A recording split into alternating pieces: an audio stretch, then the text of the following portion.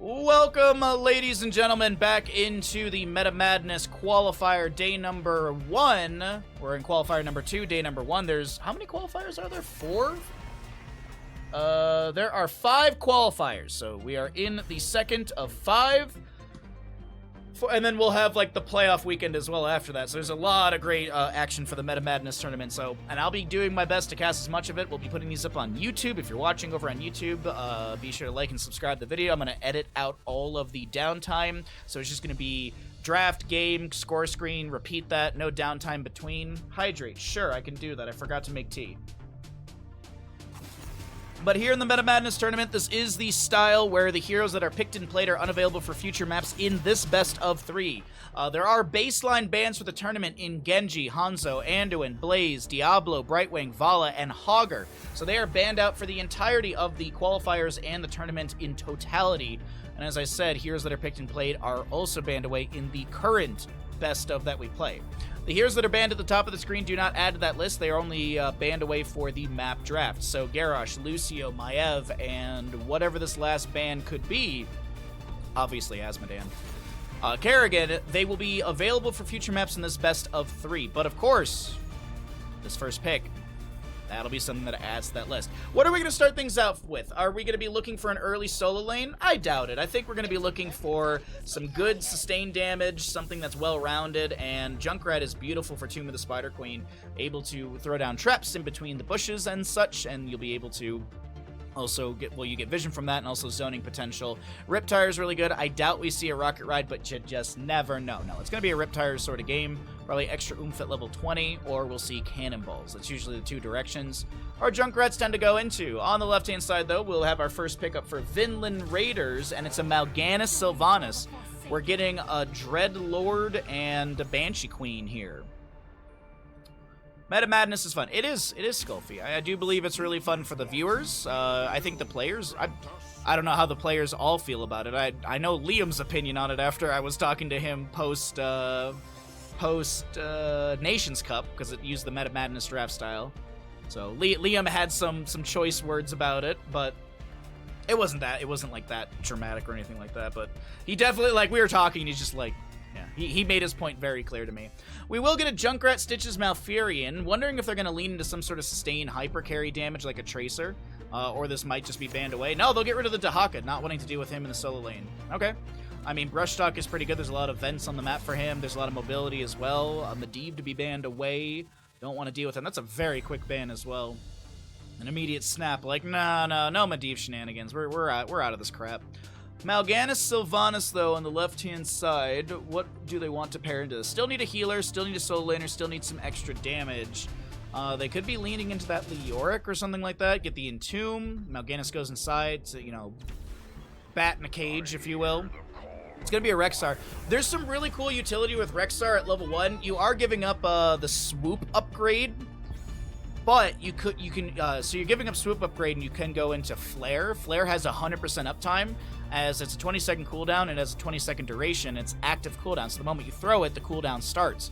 And so you chuck that Flare, and then you can just keep chucking them out. So it's a good way to catch any sort of rotations. You get some vision with it. There's the Tracer I was talking about, and Yrel for the solo lane. Cure gets back onto the Yrel again. So we'll see what Rexxar wants to go into. I've seen, like, this is the one map where I feel like, actually no, Infernal Shrines as well.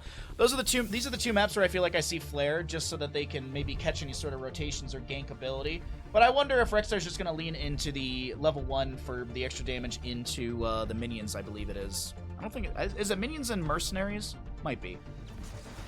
Stukov will be our main healer for the side of Vinland Raiders. Not a bad draft from both sides, though.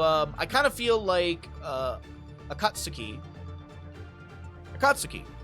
got everything they wanted in the draft and then more. Like, they got Stitches Malfurion with a Junkrat as well. Like, this is just a scary draft, honestly. This is a very scary draft from Akatsuki.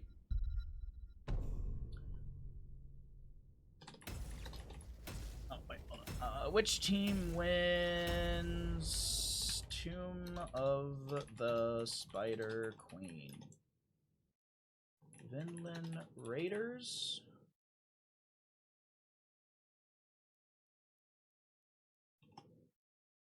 All right. Introduce the teams, and then we'll start the gamble.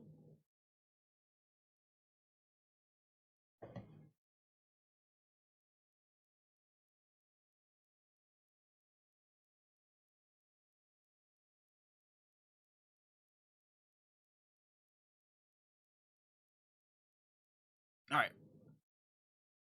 Since I had to restart my game, probably going to be a little bit of a slow load in on my end. Knock on wood, we don't have any more internet connectivity issues. Thank you all for sticking through in the stream. Thanks for hanging out with me. If you're having a good time, be sure to drop a follow. If you're watching over on YouTube, be sure to like and subscribe. All that good stuff as we get into map number 1 of our upper bracket quarterfinals. Here in Meta Madness Qualifier number 2, we've got Nano playing a Chromie for Vinland Raiders. Krankle on that Sylvanas. We'll see a Swamp Grata playing Stukov. Joanna, you get one, chat. You get one! Playing Mal'Ganis, Sven on the Rexar, and of course Misha will be playing Misha. It is Flare level 1, by the way. To the right-hand side of the map, we have got Akatsuki. Banana with Malfurion, Cure to play Yrel, Skog on the Tracer, Ultralisk on that Junkrat, and last but not least, Masquerade playing Stitches. Let's go ahead and start that gamble for all of you at home. Which team is going to win the map 1, Tomb of the Spider Queen?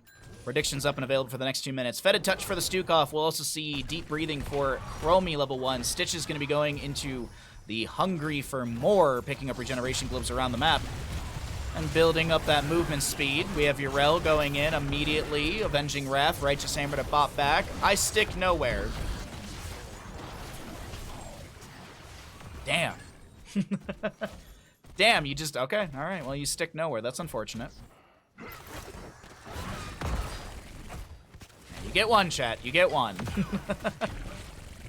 Sven, Pulse Bomb? Where's my buttons? First blood. Though we actually do get a trade here. Stitches will be falling to the Sylvanas. Tracer with a recall out. Krankle's got some good damage. The Haunting Wave in. Skog is the target of a lot of damage over time, but it's not enough. As the healing over time from Banana will come through, and Malfurion keeps the health of Tracer just enough, or high enough. At Horror Anomaly level 4, level 2 for Chromie. More time traps out from her. 3 stacks on the Deep Breathing.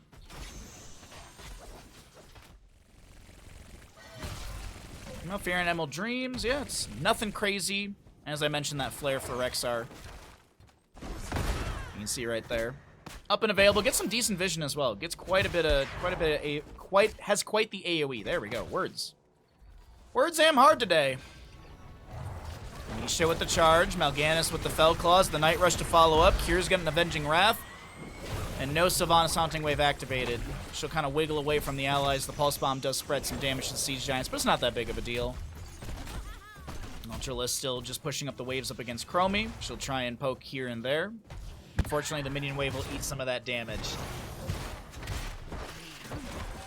Night Rush out from Mal'Ganis. Joanna is not going to get hooked in. I thought Masquerade had that hook for sure. More stackage for Chromie's level 1. As the Concussion Mine splits the Mal'Ganis back. Swamp Grata spreading that healing pathogen around to some allies here. More Fetid Touch stacking. 5 out of the 15. Biotic Armor level 4. There's a Pulse Bomb from the Tracer. She will recall, but unfortunately, Chromie's got the snipe. Tracer will fall. 2-1 in kills. Favoring the members of Vinland Raiders as the Fellclaws are coming through. Haunting Wave back in. Masquerade taking a lot of damage. And no beach day for Masquerade. They're dressed for it. He's ready to go to the beach, but unfortunately, Chromie can't provide enough sand. It's Mal'Ganis who will be falling. He'll go back to the crypt for the next 15 seconds. More and more regeneration globes for Stitches. I believe it's every 20.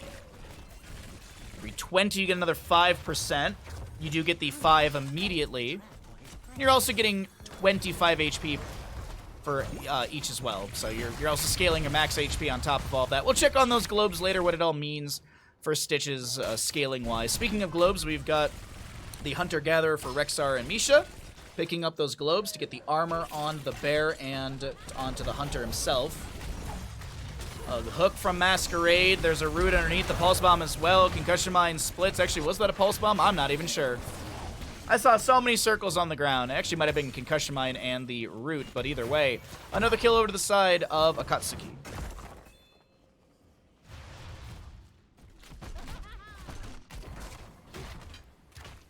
Ganis will respawn here in a moment. Wait, hold on. In bottom lane, Misha does fall. It's not a whole kill. It's a quarter kill, and that's good experience.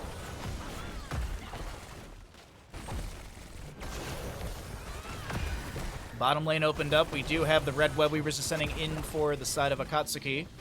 Stitches floating just above here, maybe looking for a hook on someone who steps out of the gate. The lurking arm says nope from Stukov.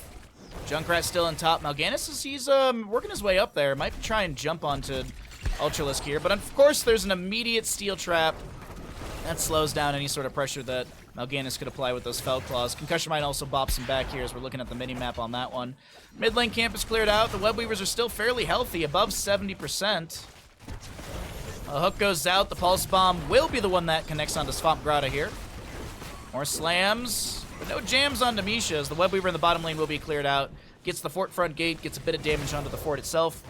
As we look into the mid lane, Cure jumping in, focusing on a Nano, Righteous Hammer into the structure. Needs to rush away. Time Trap enabled onto Cure. No Ardent Defender. Cure is going to right Avenging Wrath in, but that's 10, 11 gems to be dropped. That's a chunk of change that Cure did leave behind. Not 100% sure on what his game plan was right there, especially going down to that corridor. But either way, Chromie does have the Temporal Loop for level 10, level 8. We'll cycle through the other numbers as that 10 Talontier is about to approach at the top of your screen here. Masquerade getting slowed. The Fell Claws are not enough to find the stun. The Root from Banana slows down any sort of Misha charge. And we are able to see Masquerade back off just fine. Top lane fort did fall during the Web Weaver phase. Decent damage from Sylvanas so far. Tracer with just about 20k. The Bear gets the charge through. A hook goes out from Stitches. More Roots down on the ground for Banana for potential zoning as well as root connection, or excuse me, hook connections. Junkrat soaking the mid. We've got Cure back into the top lane. And they will pick up their 10 talent here on the side of Akatsuki first. Tracer looking for some more damage onto Misha, and they will get the quarter kill. Ardent Defender. We'll see Riptire. Pulse Bomb, I'm assuming a Sticky Bomb. I do believe that's the right coloring for that. Malfurion with Tranquility and a Gorge Stitches. On the left-hand side, though, for Vinland Raiders, as we see a Masquerade Gorge into Mal'Ganis, there's a Root, there's a Steel Trap, there's a Concussion Mine, there's all the damage you need. Wait, Night Rush is not enough. Is that Dark Conversion? Am I seeing that right? No. No, that's Carrion Swarm. No, it is Dark Conversion. I don't cast enough Mal'Ganis. I was like, wait a second. Yeah, there you go. You got a Dark Conversion Mal'Ganis. Masquerade, though, gets a bite onto the Misha. Cure goes in deep, gets the kill into Sylvanas. Fetid Touch is completed for the Stukov. Skog very low. Masquerade as well. Cure needs to get out of here. And will they be able to take down the Misha once again? She's got a whole bar of healing over time. Masquerade has none. Cure wants to pick up the gems. Will be able to do so. Night Rush from Mal'Ganis. Oh no! Avenging Wrath is met by the Night Rush. There's a cleanse onto Cure. But he will still go down. A lot of gems dropped there. 15, 18 or so gems, I think. Fell Claws into Skog is not enough. The Pulse Bomb does take down Misha. Another quarter kill on that one as a flare goes out from Sven. Looking to turn in 31 of 73 in the pockets. Junkrat goes down. Mayhem, or total mayhem value activated, but no actual kill from that. All right. Stitches nearing 20 regeneration globes, so he'll have 10% movement speed. I believe you need to get to 100 so that you have mount speed, if not more. And at that point, you no longer...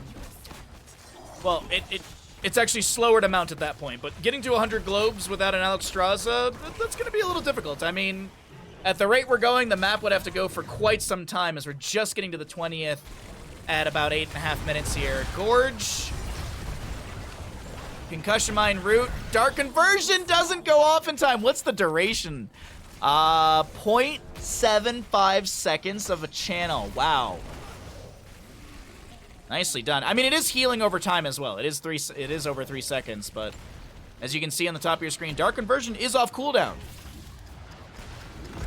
Temporal Loop into Stitches. He's going to take more than 50% of his HP. Banana's forced to pop the Tranquility. We'll have a level 13 achieved to the side of Akatsuki.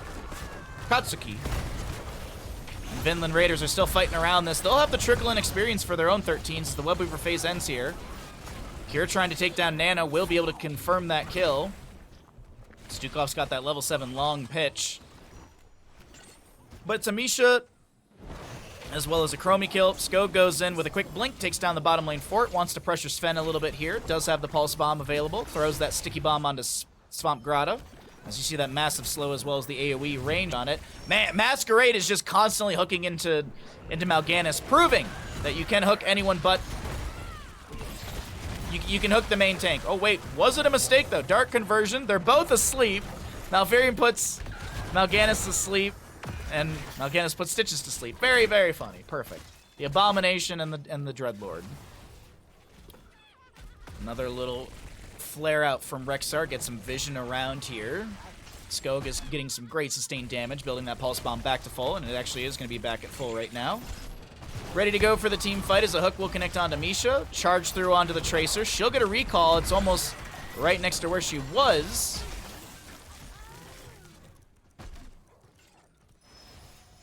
You've been saying it, right? Oh, wonderful. Yeah, I'm trying my best. Trying my best.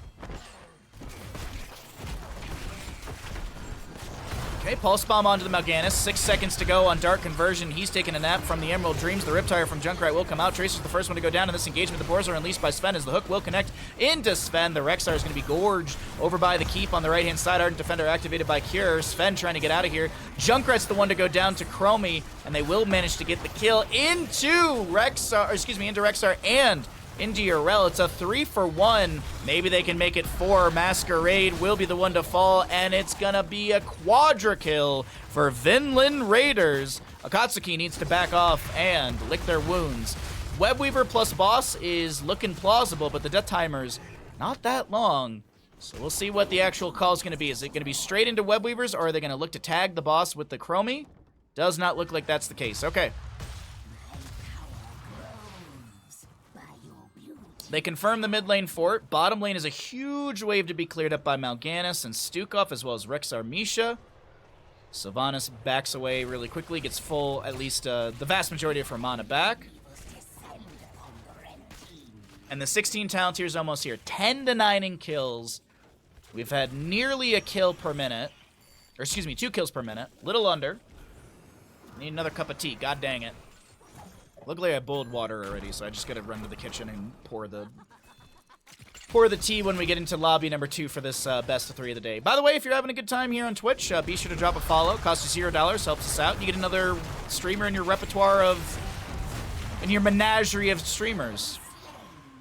We do stream 6 days a week, so if you're having a good time, I do a lot of fun content. Trying to always grow the channel. It's always appreciated. Sylvanas activates Black Arrows, locks down the tower, goes for Ultralisk. The healing is in time from Banana. There's a root onto Joanna, but it's all good. Drink all the things. I mean, maybe as we get towards the last games of the day, maybe we'll have a couple beers during some casting.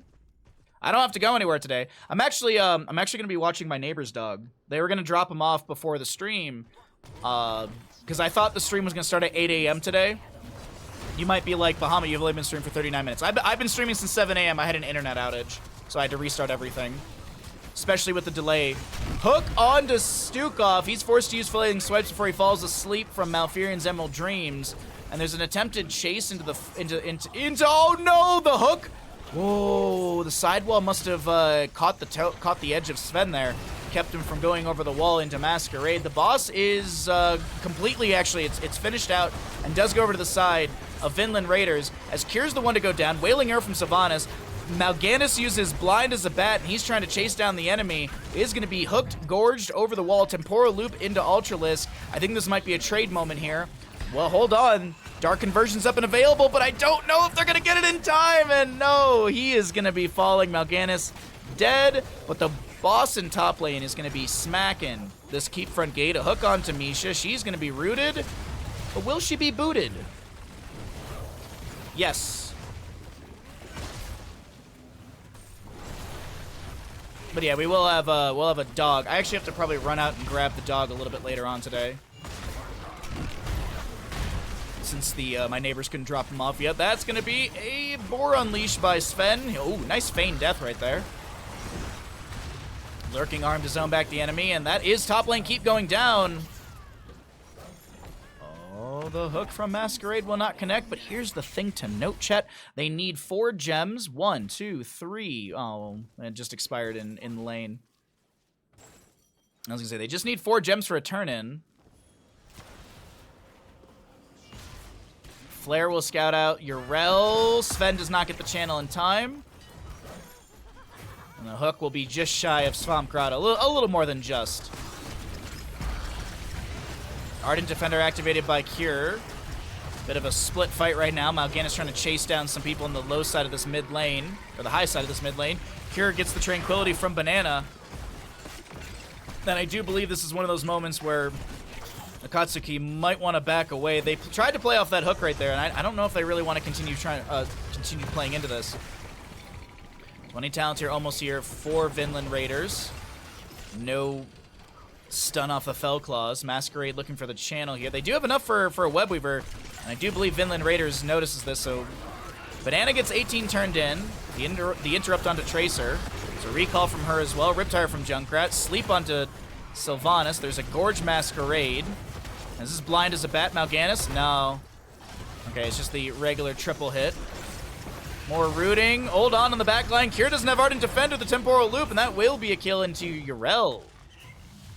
10 gems are in the pockets. I believe it was the Malfurion. No, it was Tracer. Tracer's got the 10 that need to be turned in. She's currently working on the top lane.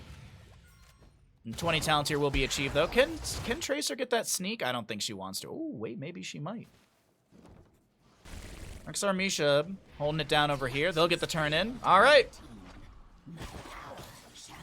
So what is the game plan from Vinland Raiders with a level advantage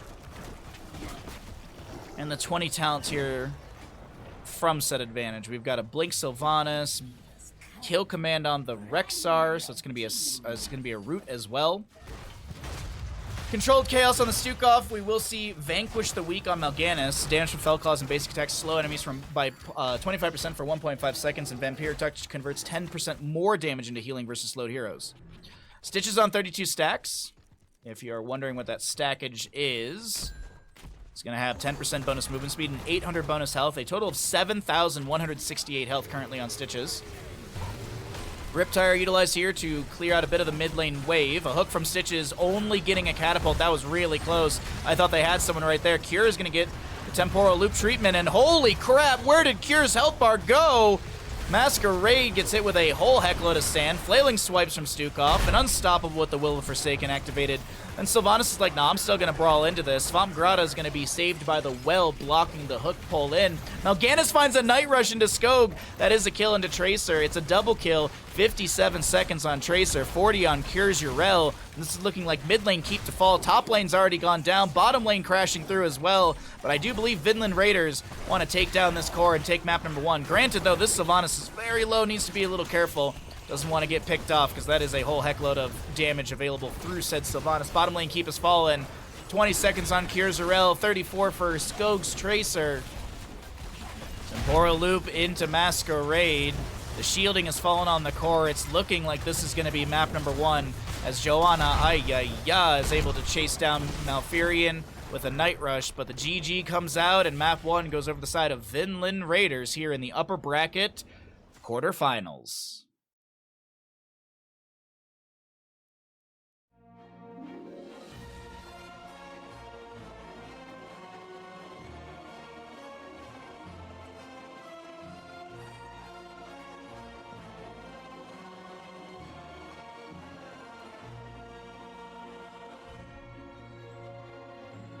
Nice little game right there. GG's.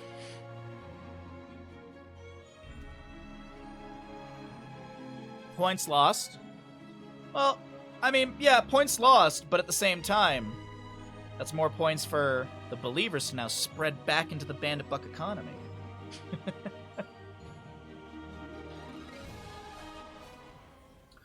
Welcome back, ladies and gentlemen, into the Meta Madness tournament. On the left-hand side, we've got Vinland Raiders. On the right is going to be Akatsuki. Oh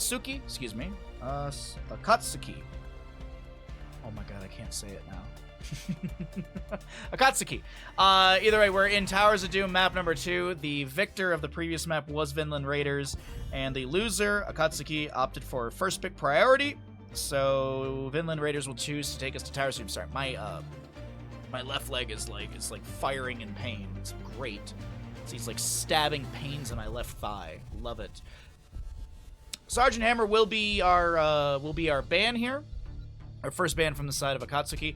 We do have baseline bans in the tournament, as this is the Meta Madness style of draft, and the tournament has added baseline bans.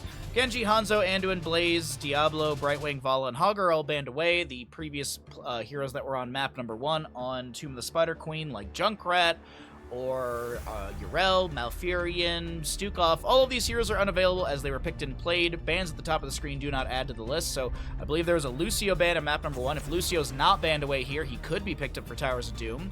I wonder if we will see a Dahaka ban. He's such a strong priority, and if Sven can get Dahaka, Sven's got a really, really good Dahaka in his repertoire. I mean, to be honest, I mean, there's Kier here as well. I mean, Kier's a fantastic solo laner, and he's been practicing Dahaka on top of that, so... or on top of everything as well. So we'll see what the decision is here, because I am curious if that Dahaka does go through.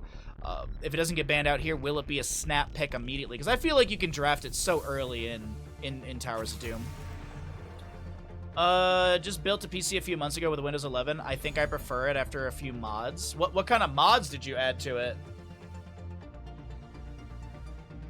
Some have had a program compatibility issues with 11, but I think it's been smoothed out. Okay. I don't disagree with this pick whatsoever. I really don't disagree with this pick at all. I think Dahaka's just so good for this map. Like, it's one of those things where, like, this is, I think, one of Dahaka's best maps, and yeah, there's probably solo laners you can consider as like a counter, but I think this is such a good map for him that you play the macro game, you brush stock in for a team fight or two, or maybe a handful. So Garrosh to be grabbed so that if Dahaka wants to step in, Garrosh can maybe toss, so he's got to be a little careful of that, of the Garrosh right there. Rhaegar to start out is not a bad idea as well for Vinland Raiders. Mostly just gave myself the Windows 10 taskbar only because I have my taskbar on the top. Oh, okay. Like, when you said mods, I thought you had, like, I thought you did, like, all this, like, crazy editing and stuff like that. Medivh and Jaina for Akatsuki. Okay. Akatsuki. Yeah, I think so. Sorry, I'm trying to get the name right. I don't watch Naruto. I don't watch Naruto. I just watch Outlaw Star. That's my anime jam from when I was a kid. I guess Naruto's kind of newer than that. Anyways, back into a ban phase here. What do they want to get rid of? There's no Diablo. Diablo is perma-banned in the tournament, so they'll get rid of the Imperious. Okay. No sort of kidnap composition with that. Stitches was played in the previous map, so he will not be a pickup for the combo of like Gorge, Portal, etc. Oh, Sven doesn't get to play Vikings. That's unfortunate. Sven also does have a good Vikings in his repertoire.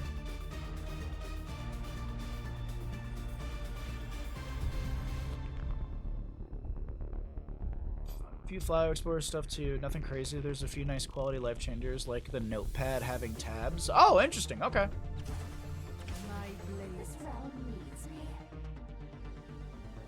Pretend the U is barely there. Oh, okay.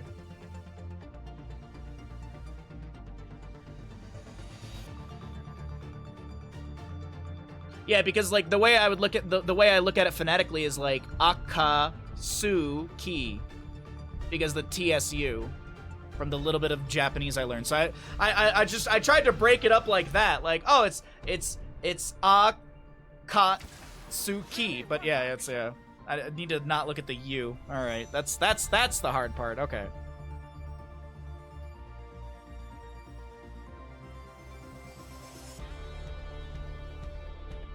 Anyway, sorry, I'm just looking at the name here in my notebook.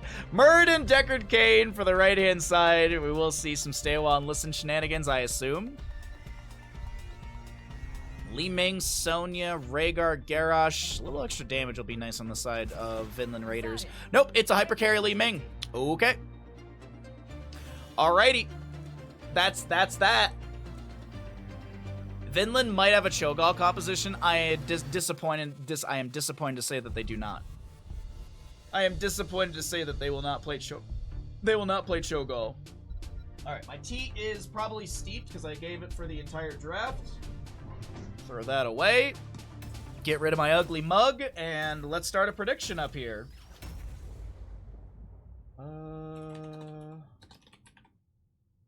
Towers of Dom. Which team will win Towers of Dom? I'll introduce the teams, and we will go ahead and start our prediction. Sue is a weird one because it's hard to enunciate for English speakers. Yes, it is. Yeah.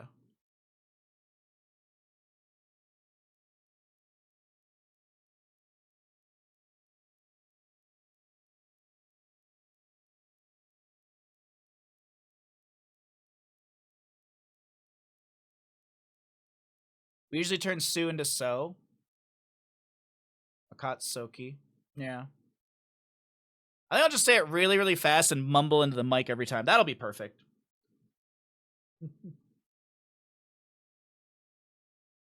I'll just talk. I'll say it really fast and mumble it together.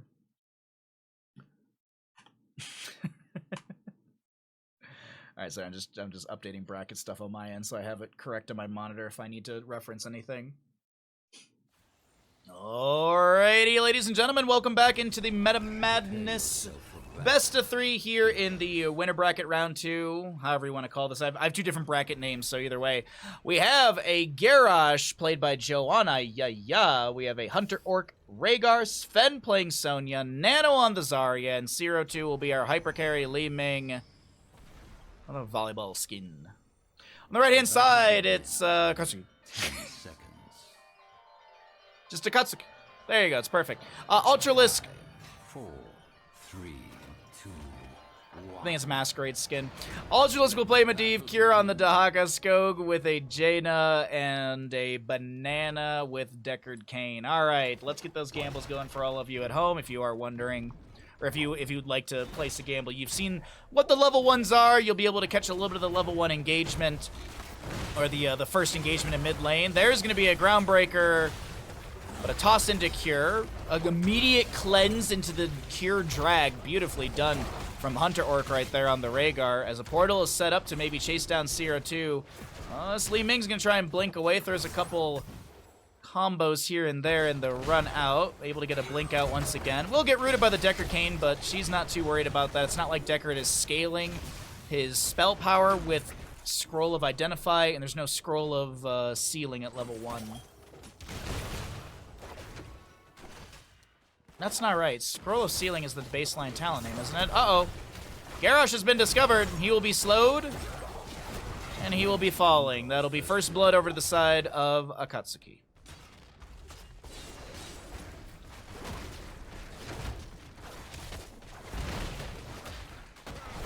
Zero throwing in some arcane orbs from the far side of the wall, but they know they can't steal this away.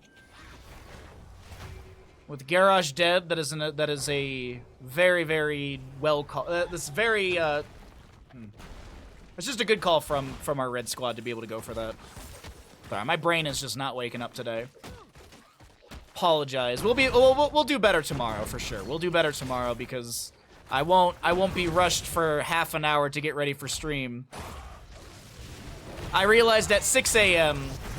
I realized at 6:30 a.m. I needed to start my stream in 30 minutes. So I was like, oh, okay, I'll make breakfast and get going. So, like, I didn't walk Bandit, I didn't shower today.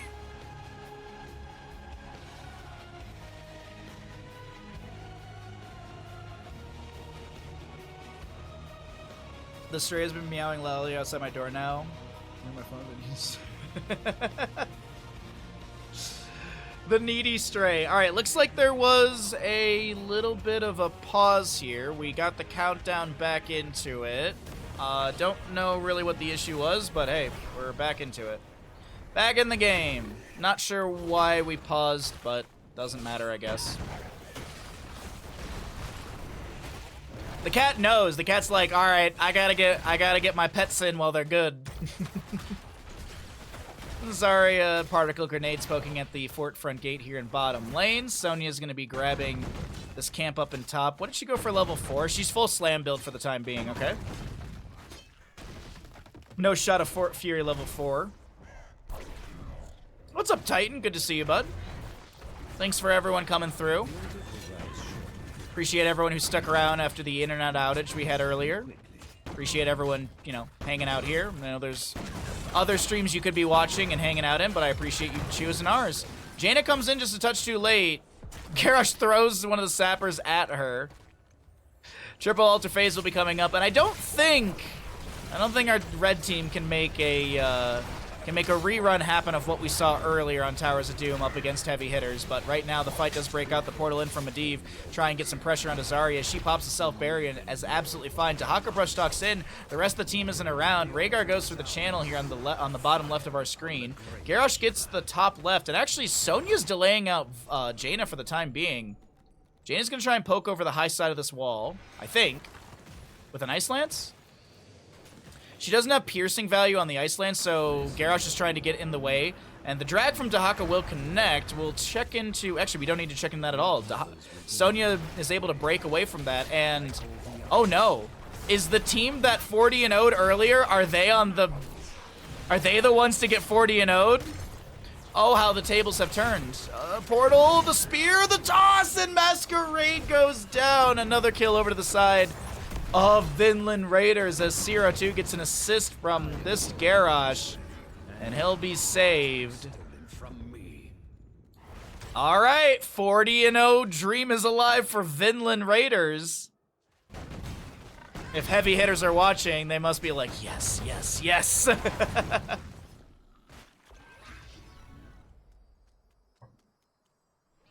Ultralisk floating around right now. Medivh, 21 stacks for the Medivh on his baseline Arcane Rift.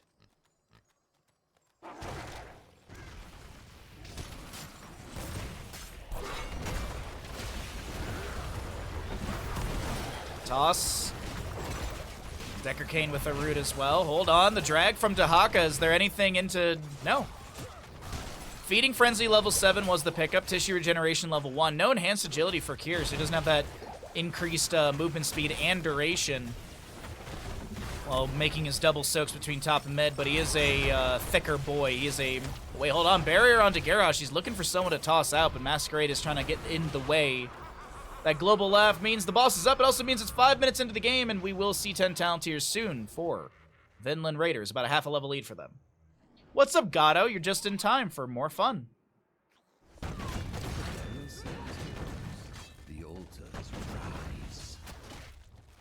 There are many streams, but this one is the one where I'm okay. No, that stray cat, forget what, is just kneading the dough. Just making dough for tomorrow's bread. That's all they're doing. You gotta use those claws to make little air pockets. Of course.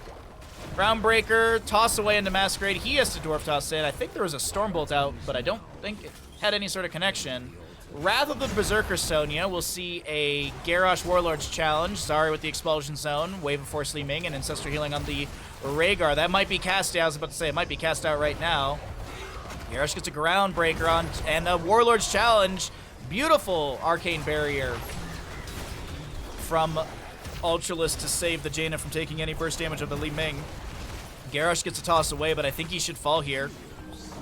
Muradin's Thunderclap gets the kill as well as pushes in for that 10 talent here. Ultralisk is done with baseline stacking. Medivh will have the Leyline Seal level 10. Stay well and listen from the Deckard Cain. Isolation Tahaka.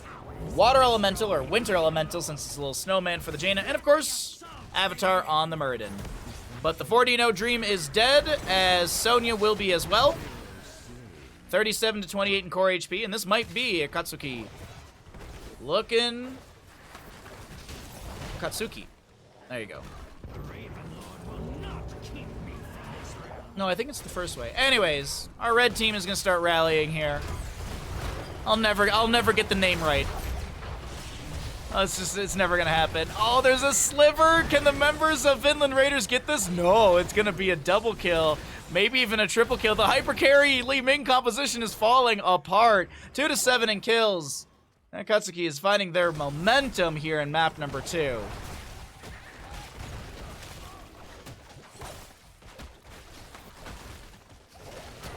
I mean, that's not that bad, forget what, right?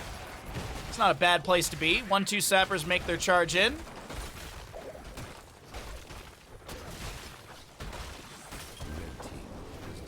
Oh, you posted in Discord? Alright, cool. I'll have to check it after the game. Or if we get a pause here. 2-7 in those kills. The experience now drastically shifted over to our red squad as it's a, I would say, solid level lead and some change on top of that. Portal set up. Masquerade goes in with the dwarf toss. There's a toss into Medivh. The Warlord's challenge. Ultralisk will fall to Rhaegar. Ancestor Healing gets Garrosh as he dropped down to 11 HP. Top lane Bell Tower goes back over into the hands of Cure. And he'll immediately brush talk into the bottom lane. 0-2 looking for just those max distance arcane orbs.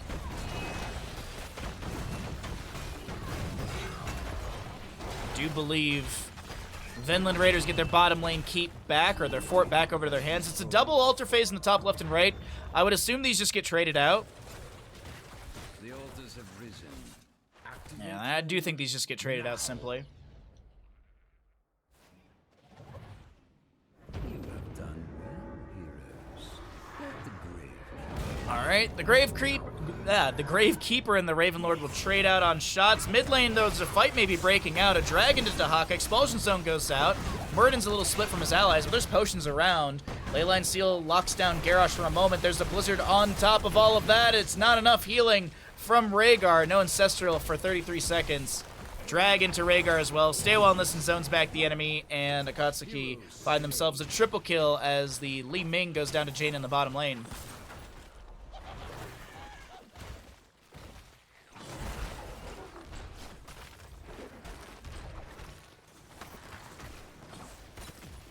Sven takes a bit of damage, pops the Wrath of Berserker, maybe looking to pressure onto Jaina. Unfortunately, the Arcane Barrier activated.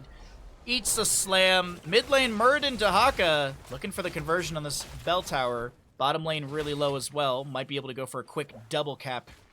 As Ultralisk, no Leyline Seal for 30 seconds. No level 16 Temporal Flux. So this is just kind of Medivh threatening with his positioning. Kieran top lane. Playing Dahaka, did go into Primal Rage at level 13, gained 1.25 increased damage, attack damage per essence stored. So this is kind of the essence build, if you will. See if he goes into the essence clause at 20, or if he picks up the probably going to be Contagion. Could be essence clause though. I've been trying out this build a little bit more for myself because, you know, the hero stalker value, tissue regeneration. Murden goes in. The Stormbolt will not get a stun. It does connect, but the arcane or the barrier of Zarya denies any sort of stun, as it was the cleansing self barrier, the unstoppable competitor. Has destroyed Dahaka gets a camp in top lane. Mid lane goes back over to the side of Vinland Raiders, but Decker's got the channel, and that'll be 5 shots into Vinland Raiders. 25-24. The game's getting closer and closer, but of course, as we look at the top of the screen, that level gap is now a 2-level gap, as it's about 15-17. Dahaka lands an immediate drag. As I mentioned, he's got those claws. Oh, wait, hold on. This is actually really bad for Sven right now. The drag with the elongated tongue doesn't work out. Sven actually staying in this top lane with Wrath, clears out the sappers. Back over in the bottom lane, a portal sets up, allows Skog and friends to back away.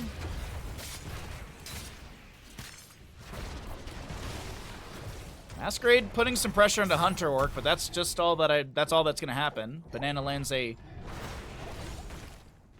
Herodric Cube with a Sapphire Slow. What is the slow? I think it moves. I think the slow goes up to 65% if I remember correctly, and the baseline is 35. Yeah. 65% on that slow when it's applied. You also do have the Emerald, which is a 75% healing reduction for 4 seconds. Could be a good way to deny Ancestor Healing value by 75%. We also will see the Herodric Staff every 5 seconds. Decker's next basic attack stuns heroes for 0.75 seconds. If you're looking at Decker Kane, you see that little glow on his staff. That's the Herodric Staff level 16. And the level 13... I'm blanking on the name. Ancient Blessings. That one is more of a model. There's a little glow around the circle of people's models for Ancient Blessings. Earth Grasp Totem slows down the sappers in bottom, allows the range clear onto that. Triple Altar Face coming up, could be 10 shots into the core of Vinland Raiders. Garrosh is looking to delay out the top right. Deckard gets the center. Vinland Raiders will take 5 from the Deckard. Li Ming gets the left-hand side without any contest. The fight does break out. Murden gets tossed away, gets the dwarf toss out. 16 talents here on both sides. The boss pit's kind of where everyone's fighting the stay well and listen, catches on to a full health Zarya. Big Herodric Cube denies the healing. Sonya goes down. Barrier thrown onto Garrosh. Ultralisk on the right-hand side gets the channel. Zarya falls. And it is 10-3 in the trade. 15-21 in core HP. And after this objective phase, Akatsuki looking at a massive momentum shift in their favor. 6-point advantage in favor of our red squad. Deckard gets some zoning value, pushes back the enemies in this bottom lane. The fort's still around, is actually around like 60%. Kieran top lane is trying to make quick work of this. There's a portal set up so Sko can get up here faster as well. Gonna drop some blizzards onto the wave as well as part of the fort. Actually, we have the center teleport open, so this is going to be a keep value right now. Li Ming goes down to bottom lane saying, you know, this is more damage. We could probably get this converted, but there will be a couple shots going into the core. Dahaka brush ducks into bottom lane. And there is the announcement, or there's an audio cue for that. Gets the burrow into the ground. Sven's still using Wrath of Berserker. There's a couple shots that have gone in. I think 2 shots go out from the Gravekeeper into the Ravenlord. Stay a while and listen. Expulsion zone. There's a leyline seal. Garrosh and Rhaegar go down. Sonya to fall as well. It's a triple kill, but the portal allows the chase to continue. They were looking at Sierra and they say, you know what looks better for dinner? Zarya. Li Ming will get the Hearth out, and this will be bottom lane bell tower going over the side of Akatsuki. They will also have themselves a few shots, 7 from the objective phase. Li Ming's going to do her best to delay things out here, clear out mid lane, but the portal allows Medivh to rush up here and say, all right, Zero, where you want to go? You can't blink over the wall that way. Masquerade's going to... The Medivh cheats. This is going to be it. No, she gets the blink. No way. Team kill! I'm calling it early. Team kill! That's it. They're getting boss. They're getting bottom. They've got consistent shots. And with that one connecting, Dahaka guarantees it. Well, ladies and gentlemen, it ain't gonna be a straight 2-0. Vinland Raiders will fall here, and we're gonna head to a map number 3. GG, well played. What's up, Vita?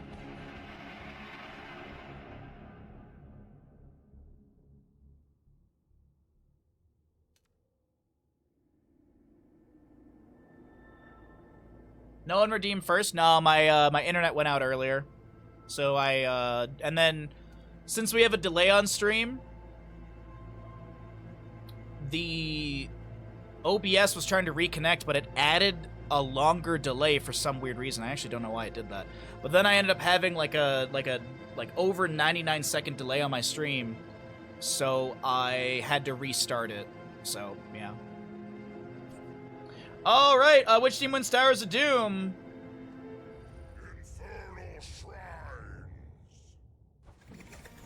Welcome back, ladies and gentlemen, into our map number 3 and our second best of 3 of the day. We have got the members of Vinland Raiders on the left-hand side. As they lost the previous map, they opted in for first pick priority, and that'll be Akatsuki. They'll be choosing to take us to Inferno Shrines for map number 3.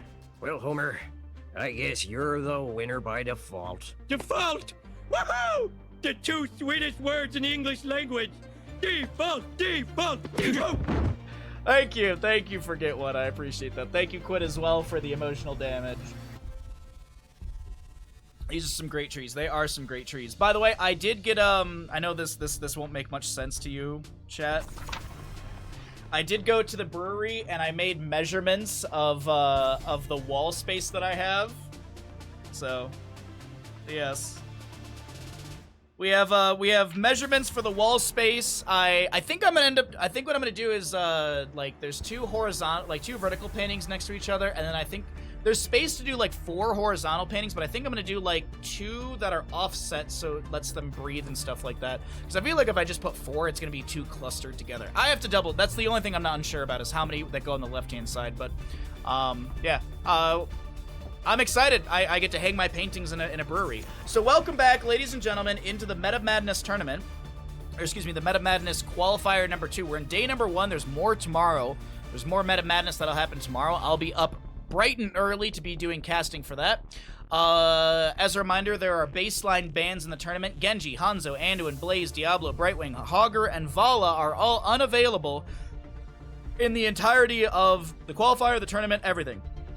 The Meta Madness style of draft, of course, if you don't know, heroes that are picked and played are unavailable for future maps in the best of that you're currently in. The grand finals tomorrow afternoon will be a best of 5. Everything else is a best of 3. This is a double elimination bracket. If you want to look at the bracket, exclamation bracket gets you over to the tournament. And yeah, so for clarification, Falstad wasn't played. Oh god, everything's blending together already. Like Stitches, Muradin, Medivh, Dahaka, all these characters that were played are unavailable, but since Lucio was not banned away, he is available for first pick priority. Of course, as always, heroes that are banned at the top of the screen do not add to the list. They only are banned away for the map draft. So Lucio was banned away in 2 previous maps, but obviously not here, so he's playable on Infernal Shrines for Vinland Raiders. But this is we got a Diablo build currently for Akatsuki.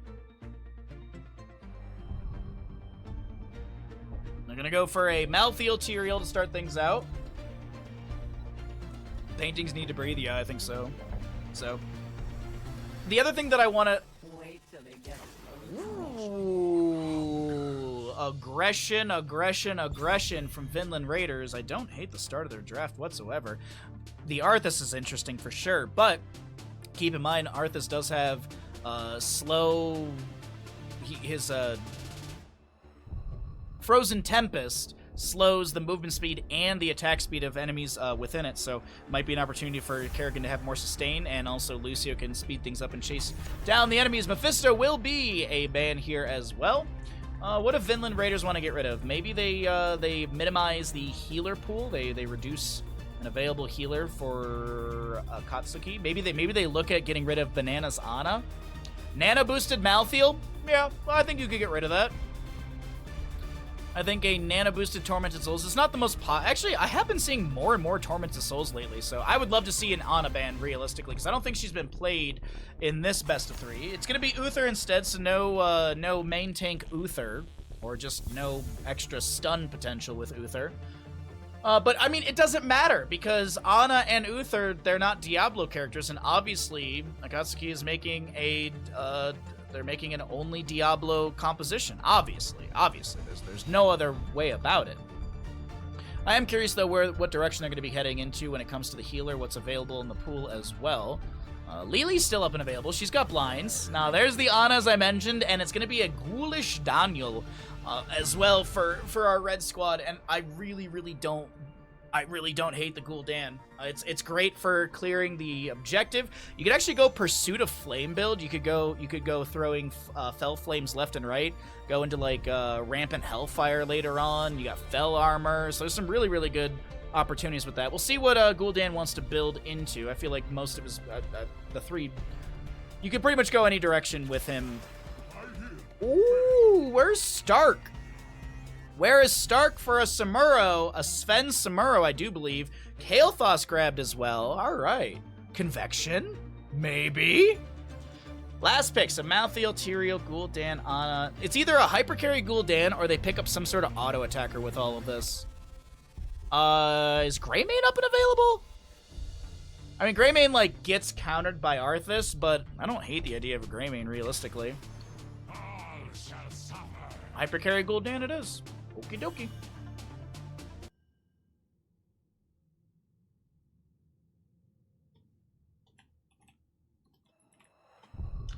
So we'll get our prediction going once we get into the game and introduce the players. Good stuff.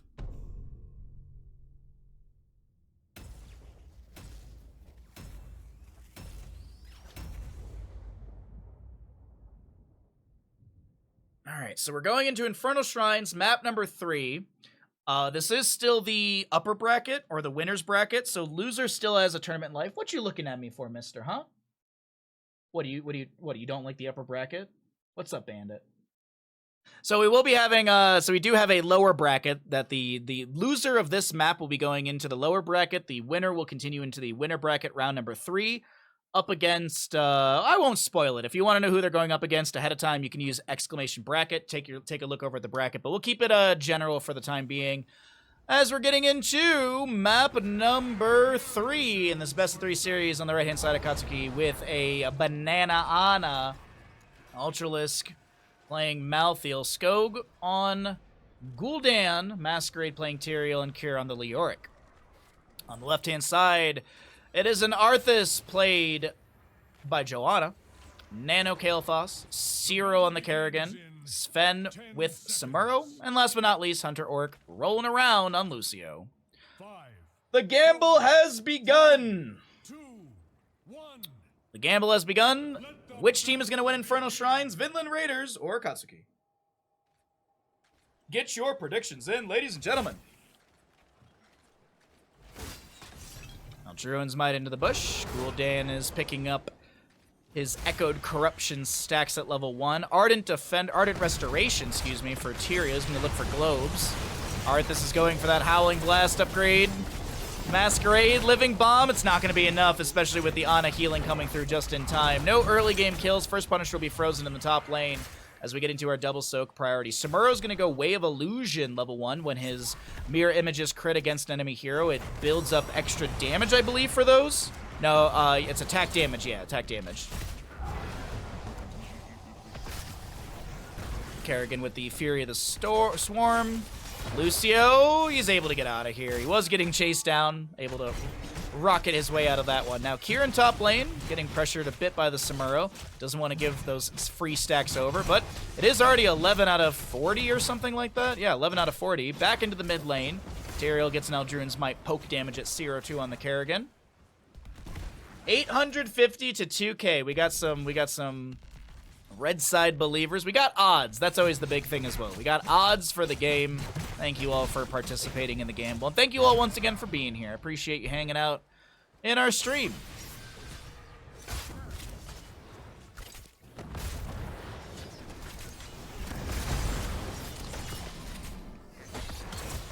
A sleep dart into the Arthas as he looks to step into this bottom lane. Lands a double Howling Blast, picking up 2 more stacks on his Frost Presence level 1. Kerrigan in the mid lane getting pressured a bit by Kyr. He'll get some Drain Hope value. Another Howling Blast. Kyr self-cleanses it with a Wraith Walkout, but that does give the first of 3 rewards to Arthas, as he has the cooldown reduction by 2 seconds. Echoed Corruption getting some poke value, chunking Hunter Orc a little bit here. Kyr is going to mop up the mid lane. Does have Kneel Peasants level 4, if you don't know what it is. Skeletal Swing deals 75% additional damage to mercenaries and monsters, and hitting them activates Skeletal Swing cost and cooldown refund. Malthael on the right-hand side. Ultralisk will grab this camp with the help of Banana. Kerrigan with her Sharpened Blades level 4. Now the question is, will they ignore first objective? It is a frozen Punisher. Some of the tactics we see with Kerrigan players is they ignore first objective, they double soak mid and bottom, they finish out the vast majority of their stacks by doing so, and based on the positioning, it would lead me to believe that yes, that's exactly going to be the case. Maybe we'll see Vinland Raiders delay out things around the objective area just a little bit, so that Kerrigan has more time. Or she might actually just grab mid lane and then rotate her way up towards top. Hold on, that's going to be Banana getting hit with a Howling Blast. They want to take down the Ana, and they will, but Joanna, has to step in so deep to get the kill. They will lose Arthas. It's a 1-for-1. Kerrigan matching Leoric's soak here. Not going to try and dismount him, slow down any sort of rotation from him. 27 stacks on the Way of Illusion for Sven, actually 30 right now as he gets more poke onto Masquerade. 9 out of 40 in favor of our red squad when it comes to the skeletal defenders. Hunter Orc going to try and grab one of his own. Doesn't look like he'll be able to do so. Kyr and Zero will be ships passing in the night, just bonking into each other a little bit there. Ultralisk a little bit low, but they're right by Banana on their fort front gate, so there's nothing to really worry about.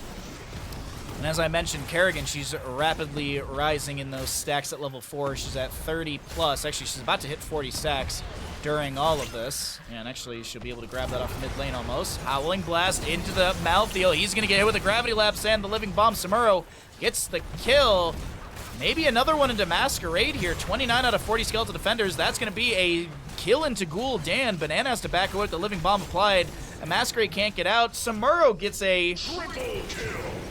Masquerade will get some cooldown or some death timer reduction from his trait on that explosion. You can actually see that he's less than Gul'dan by about a half a second or so. Leoric is rotated up here to try and help out. They want to try and finish out this objective phase, steal away those last Skeletal Defenders, but his Cure made a mistake. He's got the Wraith Walk to get out. Howling Blast won't connect. 11 out of 15? 11 out of 20 stacks on that one, sorry. Now Ultralisk jumps back in, but was it a mistake? Living Bomb is applied, down to 50% HP.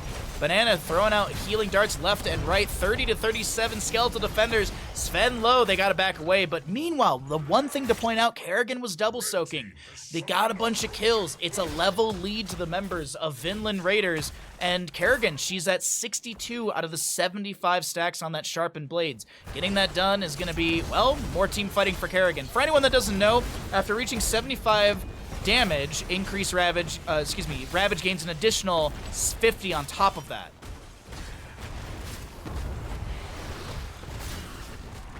Ravage is that jump, the Q, if you will. Living Bomb applied to Ultralisk, zones him back a little bit. Arthas looking for a Howling Blast connection, lands it, picks up the 13th stack on Frost Presence. Kerrigan's up here, she's one stack away from finishing out her level 4. And she'll jump onto Masquerade. Nope, she'll just go back into double soaking and finish out that talent. I do want to point out we got our level 10, so we'll cycle through the other numbers. It's going to be a Army of the Dead for Arthas. Oh, she tried. Kerrigan tried. Army of the Dead for Arthas. Wave Illusion for Sven on the Samuro. Ultralisk on the Kerrigan. Pyroblast Kael'thas. No Phoenix for zoning. No Phoenix around the objective. Gonna go for that Pyroblast big damage. And also a Sound Barrier Lucio. No high fives. Okay. I'm a Sound Barrier guy, but that's also because I don't take high fives because I miss position and I don't use it well enough. So, you know, use the thing that I know I can get value with. Entomb onto Zero, and Kerrigan goes, all right, maybe I can dive into this. Biotic Grenade is thrown down. Lucio amps it up, and since the Biotic Grenade did connect into Zero from Ana, that'll be healing reduction for the time being. Meanwhile, Samuro in top lane continues to push up the waves. We've got an Impaler camp in bottom lane, also getting some value. It's going to be a Last Rites Malthael, by the way. Horrified Gul'dan. We already saw the Entomb from Leoric. Nano Boost on the Ana, and a Sanctification from Tyrael. So that Pyroblast could be mitigated, but also you could be using Pyroblast to pull out the Sanctification from Tyrael. That's also an option as well. Or you just wait for Sanctification to be used, and it's like, cool, now I have a target, and I'm gonna chuck this this Pyro onto whomever. Not really, but you know what I mean. Kier gets a wave in top. Sven will be able to catch this in time. Mortar Punisher in the bottom of the map coming up fairly soon. We should have the announcement for that in just a few moments as a camp goes over to the top right for Akatsuki.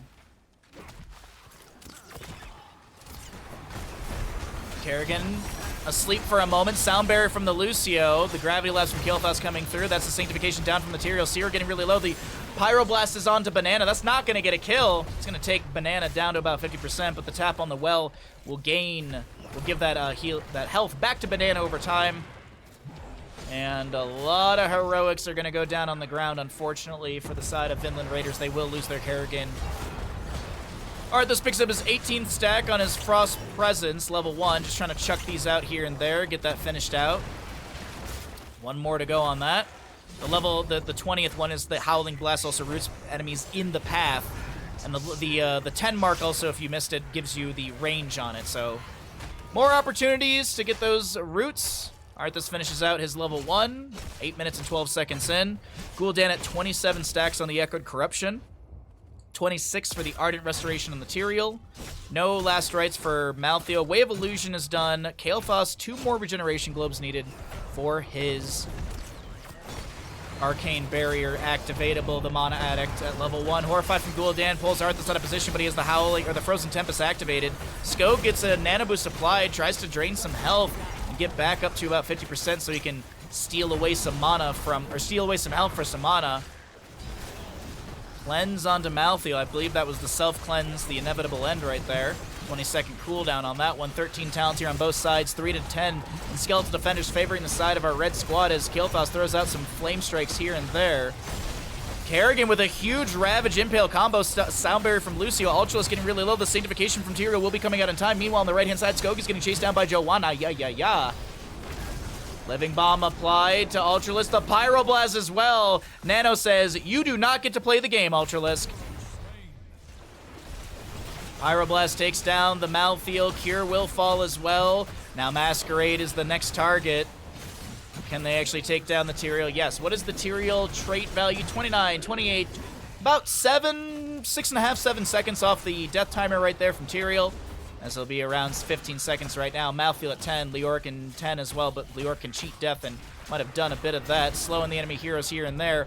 Nano gets the 20th Regeneration Globe, actually 21st Regeneration Globe, gets 2 from that objective, 2 more from this wave, and the Mortar Punisher will be pushing in through bottom, as Lucio does tap well and rejoins to the team. Samuro goes and split soaks from mid to top up against Leoric.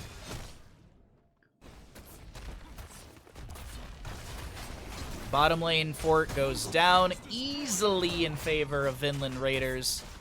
7 to 2 in kills, and Vinland Raiders saying, you know, that map number 2, that was an absolute fluke. Towers of Doom, you know, that just wasn't our map.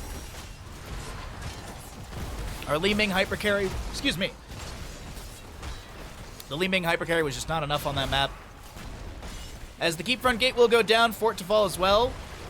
Ultralisk looking to chase out here. Got hit with the Howling Blast and rooted in him for a moment. Sven continues to soak for the allies. 16 to about 15 in our levels. We actually also will see level 16 Ignite for the Kael'thas. Spread that Living Bomb around. Also does go for the Pyromaniac.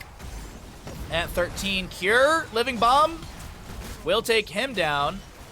A nano-boosted Malthael tries to dive in. Ultralisk is going to back out of the Sanctification. We have Gul'dan finishing out his Echoed Corruption. Ana goes down. Leoric has already fallen. Ultralisk is about to go down. Living Bomb will take him out. Gravity Lap slows down Masquerade. He wanted the kill into Arthas, but it ain't happening. Uh-oh, Nano. Uh-oh, Nano!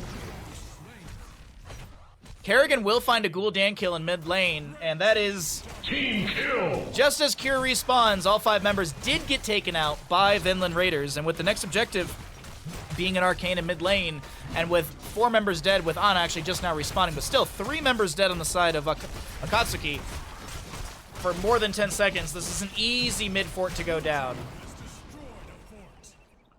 The Orc will be scouted out, but it doesn't really matter. Seems like they're just going to go for a top lane wave.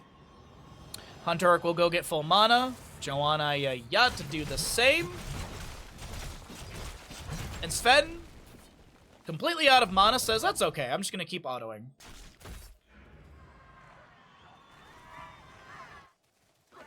It's all on our red team now to really start rallying here.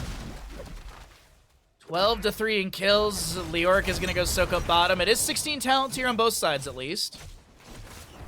And be seeing the mortality for the Malthael. So when damaging a hero with Wraith Strike deals a bonus damage equal to 8% of the hero's maximum HP. The Orc is Ominous Wraith Royal Focus at 13 and 16. We'll also see the Ruinous Affliction for Gul'dan. He did finish his level 1 Echoed Corruption, so it has the strikes in the opposite direction. Ana with her active reload, and her Roderick Reforging for the Tyrael. By the way, no percent-based healing at level 16. It's going to be up the frequency. Hitting enemy heroes with basic attacks reduce the cooldown of Vamp it up by 0.4 seconds. But let's go ahead and see an Entomb from Cure coming out. Some heals out, a Biotic Grenade, active reload utilized as well.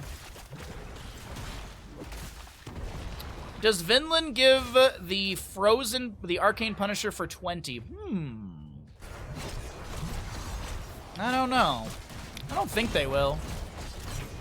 I think they'll do their best to get some double soaking going on, but I don't think you want to give over that Arcane Punisher. I mean, the gas is down for Vinland Raiders. Like, yeah, getting 20 over the enemy team is good, but you've got good momentum in the lanes, you've got good momentum in the team fights, you still have all 3 of your forts up and available. It's periodic catapult pressure for the side of Vinland Raiders, and maybe they will give this for 20, but they might also get themselves a keep in bottom lane. Half a level to go for 20 talents here. And seems like Vinland says, all right, we're just going to pressure bottom lane keep. If you want objective, we'll get the keep. And that is actually a better trade for Vinland, so they're kind of controlling, manipulating things. Ooh, the Gul'dan Horfide does not connect.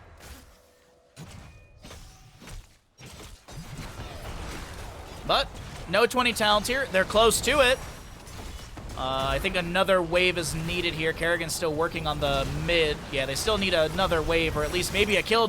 Arthas is getting really low. They gotta be careful. That's the last race. The sound barrier is not enough. And Malthael gets the kill just as 20 comes through. That's not where you want to be on the side of Vinland Raiders. Kier coming in. No Entomb available for 36 seconds. But that will also be it. No way. Zero gets the Chrysalis in time.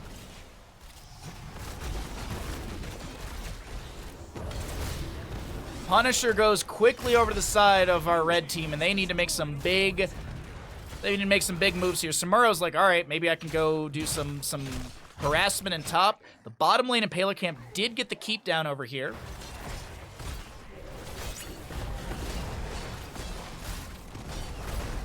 We will see the flamethrower from Kael'thas at 20. Well, the anti-magic shell for Arthas, 3 blade style for Samuro, blink for the Kerrigan. Actually, it's psionic shift because it actually has more than blink value. Generate 300% assimilation shields from the damage dealt from the blink. Lucio's holding 20. I think he's waiting to see what the enemy team is going to be going into. Will we see Summer Anthem, or is it just going to be Bossa Nova? It is okay. So it's Nova at 20.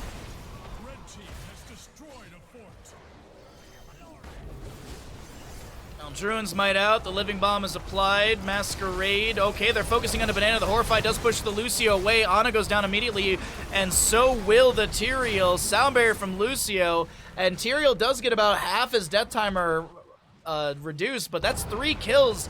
Seems like Vinland Raiders, they're going for lethal here. Kier's dismounted. I think Kier's dead. I think Kier might be dead.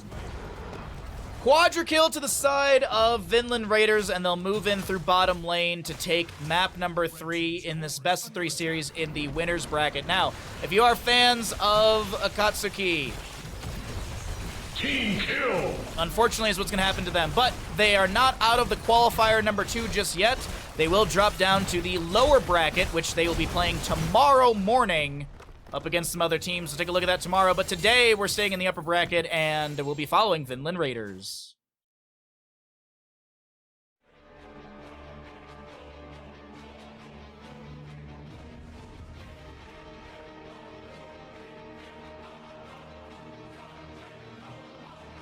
Nicely done from Vinland Raiders.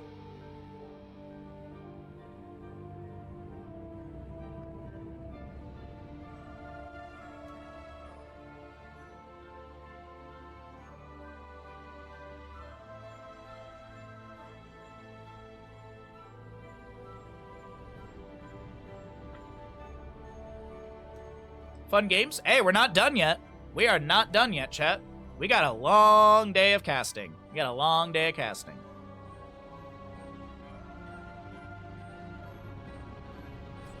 How you doing today, Island?